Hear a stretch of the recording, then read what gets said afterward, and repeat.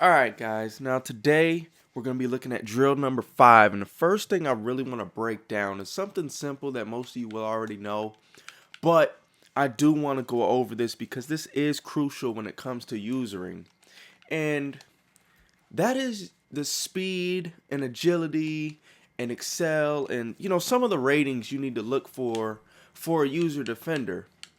And the first one, the real big one, is going to be speed. And the reason I say that is because, the faster you are, the quicker you'll be able to recover, the quicker you'll be able to cover ground.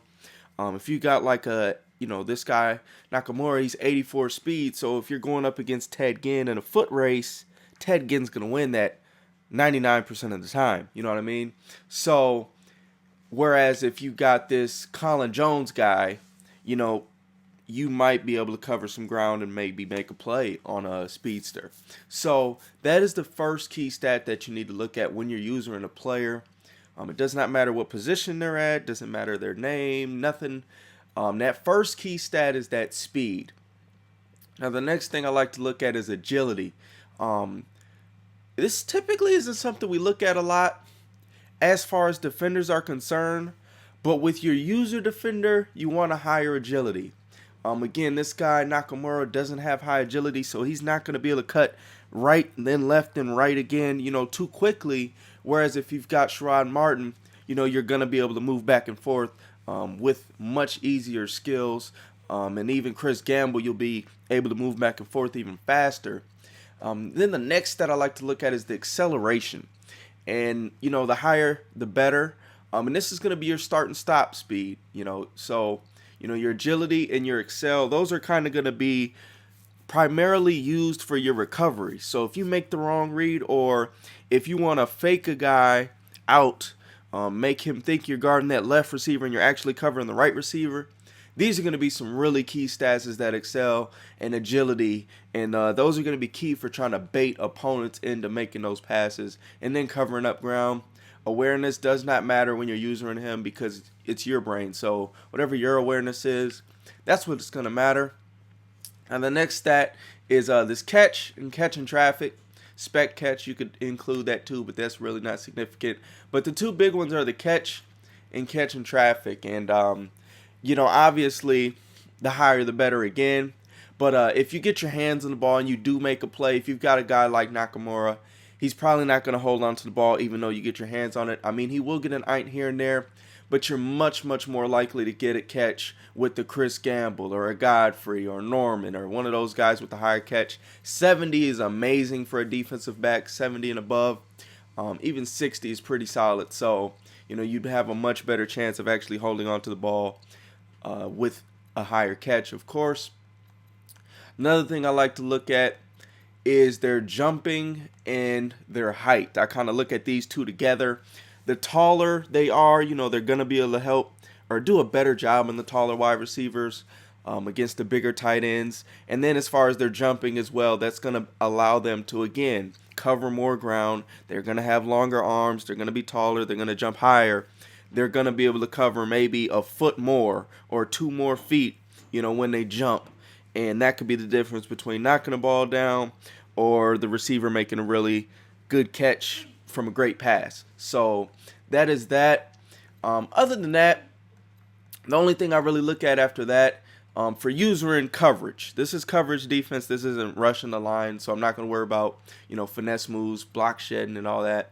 Block shedding, maybe, but this is more for coverage. So the other thing I would say look at is the tackling and the hit power. And the reason for this is if they run the ball and you come up and you try to make a play and you're trying to tackle with Chris Gamble and you're going up against Frank Gore or Ray Rice, one of those guys, most likely he's going to break the tackle. And then you go up to him with maybe a Godfrey, most likely he's just going to fall forward. And then if you go ahead and come across him with maybe like a Beeson or somebody that's got some real good hitting, good hit power, stuff like that, most likely they're going to knock them backwards. So that's the difference there as well. And that's going to be huge in the run game. That can also be big in the passing game too if they, pass it and you hit them right after they make the catch. If you've got more hit power, you've got a better chance of knocking that ball out. And I would say those are the big stats for, user defenders, covering people and stuff like that. So moving on and including all the past videos, these are going to be crucial. Also we covered the pressing. So obviously you're going to want to look at their press rating if you're going to go ahead and press. But this really isn't that significant since you're using the guy anyway. It's probably going to be a real quick press, and then they're going to break it, and then you got to go ahead and account for your, responsibilities on any given play. Now that we've covered this, the next thing we need to talk about is the different positions that you're going to be using. And we typically in the Madden community break it into three things. You're either playing a lineman, doesn't matter which lineman you're playing, but you're playing somebody that's on the D line, or you're playing a linebacker, that would be the tier 2, or you're playing, one of the safeties generally. Most of the time, guys don't play corner. You can play a corner, and we can include them in that third category as well. Especially in zones, you may play corners more often than in man coverage. But definitely, those would be the three categories. You're either playing the secondary, you're playing the linebackers, or you're playing the D line. And the reason, generally speaking, it's considered more advanced to use a safety or a defensive back is because most of the time they're faster. And obviously, again, the faster the player, the more ground you could cover. But with that being said, and what makes them, riskier to use and why you need to have more skill using the safeties and the corners and stuff like that is because their responsibility is huge as well. If they're streaking and you're in a 2-man under and you don't play your deep role as a safety, you can give up a touchdown right away. If you're in a cover 3, you're playing the free safety, his responsibility is the deep middle of the field, and you come up to try to take a drag away or something, and they've got a streak up the middle, obviously, again, they're going to get a really big play, most likely leading to a touchdown. So that is the big thing there, and that is why that is considered the most difficult to play out of the three. And then again, the next tier is the linebackers. And again, with them, most of the time you're going to be playing a spy or you're going to be playing a zone. And again, generally speaking, they're a little bit slower than the secondary, so they can't cover as much ground. But of course, you have exceptions like Patrick Willis, and there's a bunch of fast guys. Beeson's not slow by any means. Cucci, Anderson, these guys have a pretty good linebacker core as well. The Panthers, definitely a good linebacker group.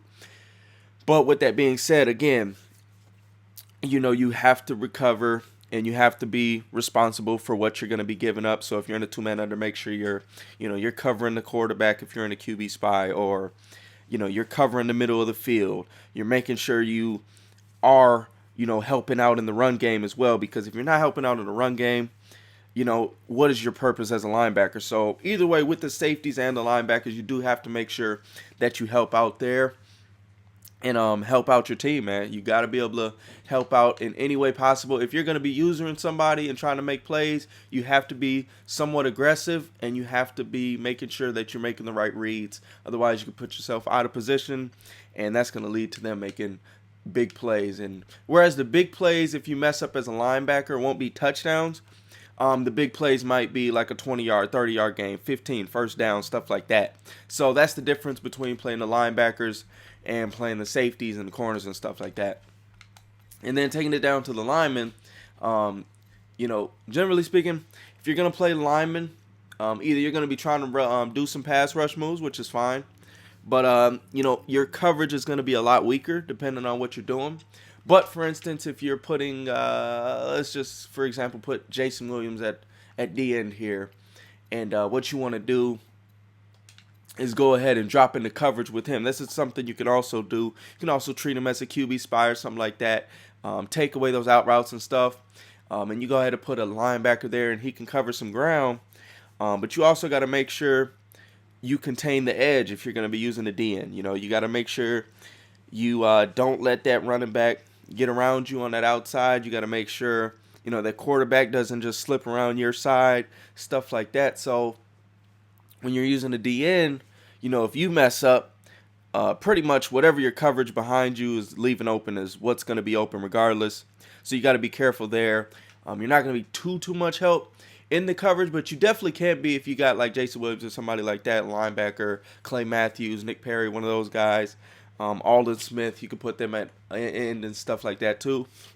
And you can basically play the role of a linebacker again if you do that. But if you're sitting there with the regular lineman, 70 speed or something like that, again, you're going to mostly be rushing the passer. And again, you probably won't be giving up too many big plays, but your coverage will be lacking since you are not out there making plays in the coverage.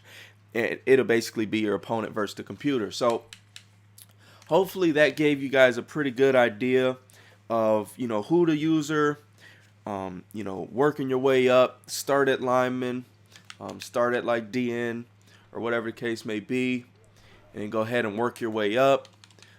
You can, just start at linebacker. You can, whatever you're comfortable with, go ahead and do that. Right here, you go ahead and drop back with this linebacker. He opens up, and then you go ahead and, make plays, make your coverage, things like that. So hopefully this helped you guys out. If you did enjoy this, go ahead and leave a thumbs up. And be sure to subscribe for more. This is your boy Monster Chappie. Till the next time.